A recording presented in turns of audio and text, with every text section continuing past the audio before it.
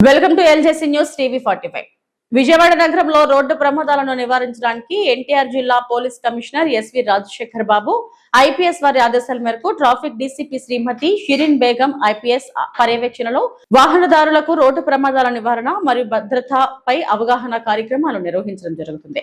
ఈ నేపథ్యంలో ఈ రోజు 5 ట్రాఫిక్ ఏసీపీ శ్రీ వంశీధర్ గౌడ్ సూచనల మేరకు 5వ ట్రాఫిక్ పోలీస్ స్టేషన్ ఇన్స్పెక్టర్ డివి రమణ వారి సిబ్బందితో కలిసి బెంచ్ సర్కిల్ సమీపంలోని జ్యోతి కన్వెన్షన్ హాల్ నందు ఆటో డ్రైవర్లతో సమావేశం ఏర్పాటు చేసి ట్రాఫిక్ నియమాలు, మద్యం సేవించి వాహనాలు నడపడం వల్ల కలిగే ప్రమాదాలు, పాఠశాల విద్యార్థులను స్కూల్ ఆటోలలో సురక్షితంగా రవాణా చేయాల్సిన అవసరం, అతివేగం మరియు నిర్లక్ష్య డ్రైవింగ్ వల్ల సంభవించే ప్రమాదాలు, అలాగే ప్రతి ఒక్కరూ ట్రాఫిక్ నిబంధనలను తప్పనిసరిగా పాటించడం ద్వారా రోడ్డు ప్రమాదాలను నివారించవచ్చని వివరించి అవగాహన కల్పించారు. అన్ని రహదారుల వినియోగదారుల భద్రత కోసం ట్రాఫిక్ నియమాలను పాటించాలని, బాధ్యతాయుతంగా వాహనాలు నడపాలని ఆటో డ్రైవర్లకు సూచించారు.